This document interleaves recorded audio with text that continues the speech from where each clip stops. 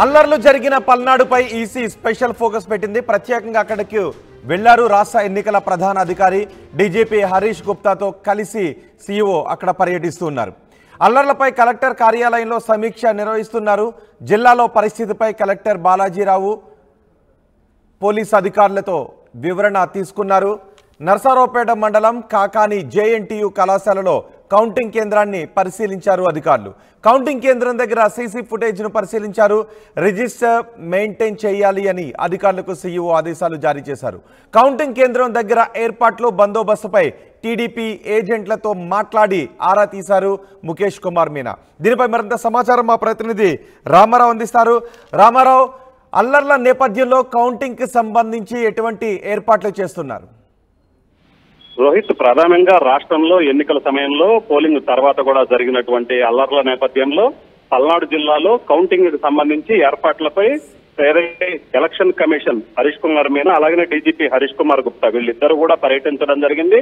Narasaraopet collectorate లో SP Mallika గారికి అలాగే కలెక్టర్ శ్రీబాలాజీతో కలిసి సమావేశం నిర్వహించారు. కౌంటింగ్ సెంటర్ అయినటువంటి ఏదైతే జేఎన్టీయు కాకానటువంటి జేఎన్టీయు ఇంజనీరింగ్ కాలేజీకి వెళ్లడం జరిగింది. అక్కడ కౌంటింగ్ కేంద్రాల వద్ద ఎలాంటి భద్రత ఏర్పాటు చేశారన్న దాని మీద కూడా పూర్తి స్థాయిలో పరిశీలించడం జరిగింది. అలాగే కౌంటింగ్ కేంద్రాల వద్ద ఎలాంటి భద్రత ఏర్పాటు చేశారని పల్నాడు ఎస్పీ మల్లికా గారికి అడగడం జరిగింది. దీనికి సంబంధించి 4 అంచెల భద్రత ఏర్పాటు చేస్తాం. జనరల్ గా కౌంటింగ్ సెంటర్ల వద్ద 3 అంచెల భద్రత ఏర్పాటు చేస్తాం. అయితే ప్రస్తుతం ఉన్న ఉద్రిక్త పరిస్థితుల దృష్ట్యా 4 అంచెల భద్రత ఏర్పాటు చేశాం.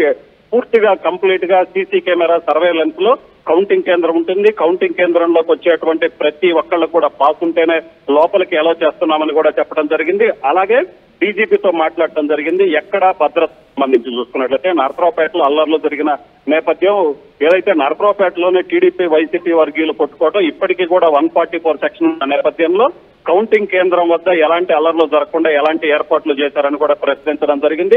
అలాగనే ఎవరైతే రౌడీ షీటర్లు కావచ్చు, ట్రబుల్ మాంగర్స్ ఉన్నారో వాళ్ళందరికీ మీద ఎలాంటి చర్యలు తీసుకున్నారని కూడా ఆ ఎలక్షన్ కమిషనర్ ముఖేష్ కుమార్ మీనా అడగటం జరిగింది. వీటన్నిటికీ సంబంధించి డీజీపీ హరీష్ కుమార్ గుప్తా అలాగనే పోలీసు తీసుకున్నటువంటి పూర్తి స్థాయిలో చర్యలను వివరించడం జరిగింది. దీంతో పాటు చూస్తున్నట్లయితే కౌంటింగ్ కేంద్రం మొత్తం కూడా పరిశీలించారు. కౌంటింగ్ కేంద్రం వద్ద ఎలాంటి భద్రత ఏర్పాటు జరిగిందనేది ఆయన పూర్తి స్వయంగా పర్యవేక్షించడం జరిగింది. అదే సమయంలో కౌంటింగ్ కేంద్రంకి ఒక టీడీపీ ఏజెంట్ కూడా రావడం జరిగింది.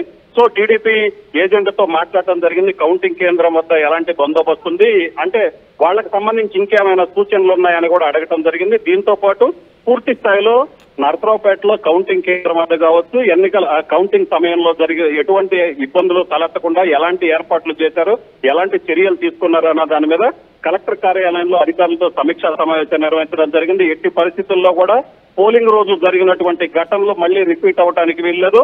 ప్రశాంతంగా కౌంటింగ్ జరగాలి. కౌంటింగ్ తో పాటు కౌంటింగ్ తర్వాత కూడా ఎటువంటి అల్లర్లు జరగడానికి వీల్లేదు. పూర్తి స్థాయిలో ప్రశాంత వాతావరణం నెలకొల్లేలాగా ఏది కౌంటింగ్ తర్వాత కౌంటింగ్ సమయంలో కూడా సో అలాంటి జాగ్రత్తలు తీసుకోవాలని చెప్పడం జరిగింది. దీంతో పాటు కూడా ఎటువంటి గొడవలు జరగకుండా ముందస్తుగా అన్ని చర్యలు తీసుకోవాలి. అలాగనే కేసులకు సంబంధించి కూడా సీఈఓ మీనా పూర్తిగా అధికారులతో మాట్లాడటం జరిగింది. దాడులకు సంబంధించి కావచ్చు, ఎవరెవరిని అరెస్ట్ చేశారు, ఇంకా ఎవరైనా ట్రబుల్ షూటర్స్ ఉన్నారో వాళ్ళని అరెస్ట్ చేయాలా, వీటికి సంబంధించి కూడా పూర్తి స్థాయిలో సమీక్షలో మాట్లాడటం జరిగింది. ఎట్టి పరిస్థితుల్లో కూడా కౌంటింగ్ జరిగే సమయంలో కౌంటింగ్ సంబంధించి ఎవరినైనా ముందస్తు అదుపులోకి తీసుకోవడం, ఎవరిపైన ఆంక్షలు పెట్టడం లాంటివి చేసే అవకాశం ఉంటుందా?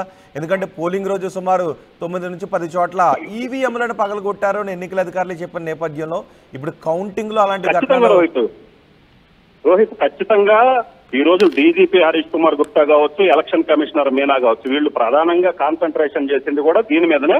ఎట్లాంటి చర్యలు చేపట్టాలి, అలాగనే ఎటువంటి గొడవలు జరగకుండా ఎలాంటి చర్యలు తీసుకున్నారు ఈ రెండింటికి సంబంధించి కౌంటింగ్ కేంద్రాల వద్ద భద్రత, అలాగనే కౌంటింగ్ పూర్తయిన తర్వాత ఎలాంటి చర్యలు తీసుకోవాలి. సో ఈ రెండింటి మీదనే ప్రధానంగా కలెక్టరేట్ లో రివ్యూ మీటింగ్ పెట్టడం జరిగింది. వీటన్నిటికి సంబంధించి అధికారులకు కూడా క్లియర్ గా స్పష్టమైన ఆదేశాలు ఇచ్చారు. ఎటువంటి పరిస్థితుల్లో కూడా కౌంటింగ్ కేంద్రం వద్ద చిన్న గొడవ కూడా జరగటానికి వీల్లేదు. జరిగినట్లయితే దానికి పూర్తి రెస్పాన్సిబిలిటీ మీరే తీసుకోవాలి. ఇప్పటికే సెంట్రల్ ఎలక్షన్ కమిషన్ అనేది పూర్తి స్థాయిలో ఎన్నికల పోలింగ్ సమయం కావచ్చు, పోలింగ్ తర్వాత కూడా వైఫల్యం చెందాం. ఈసారి అలాంటి పరిస్థితి రిపీట్ అవడానికి వీల్లేదని ఆయన క్లియర్ గా ఆదేశాలు జారీ చేయడం జరిగింది. దీంతో పాటు డీజీపీ కూడా క్లియర్ గా చెప్పారు, మళ్ళీ పల్నాడు జిల్లాలో అల్లర్లు జరగడానికి వీల్లేదు, ఒక్క చిన్న గొడవ కూడా జరగకుండా ఎవరైతే గొడవలకు పాల్పడే వాళ్ళు ఉన్నారో వాళ్ళందరినీ అరెస్ట్ చేయాలి, అదుపులోకి తీసుకోవాలి, బైండ్ ఓవర్ కేసులు నమోదు చేయాలని చెప్పడం జరిగింది. ఇప్పటికే దీనికి సంబంధించి పల్నాడు గొడవలకు సంబంధించి అన్ని చర్యలు తీసుకున్నాము, అందరినీ చాలా మందిని అరెస్ట్ చేసి ఐడెంటిఫై చేయడం జరిగింది, బైండ్ ఓవర్ కేసులు కూడా నమోదు చేశామని చెప్పడం జరిగింది. రోహిత్. రైట్ రామారావు, అల్లర్లు జరిగిన పల్నాడుపై ఈసీ స్పెషల్ ఫోకస్ పెట్టింది. ప్రత్యేకంగా అక్కడికి వెళ్లారు రాష్ట్ర ఎన్నికల ప్రధానాధికారి డీజీపీ హరీష్ గుప్తాతో కలిసి సీఈఓ పల్నాడు జిల్లాలో పర్యటించారు. అల్లర్లపై కలెక్టర్ కార్యాలయంలో సమీక్ష నిర్వహించారు. జిల్లాలో పరిస్థితిపై కలెక్టర్ బాలాజీరావు, ఎస్పీ మల్లికా గారి నుంచి వివరణ తీసుకున్నారు. నర్సారావుపేట మండలం కాకాని జేఎన్టీయూ కళాశాలలో కౌంటింగ్ కేంద్రాన్ని పరిశీలించారు అధికారులు. కౌంటింగ్ కేంద్రం దగ్గర సీసీ ఫుటేజ్ పరిశీలించారు. రిజిస్టర్ మెయింటైన్ చేయాలని అధికారులకు సీఈఓ ఆదేశాలు జారీ చేశారు. కౌంటింగ్ కేంద్రం దగ్గర ఏర్పాట్లు, బందోబస్తుపై టీడీపీ ఏజెంట్తో కూడా మాట్లాడి ఆరా తీశారు ముఖేష్ కుమార్ మీనా.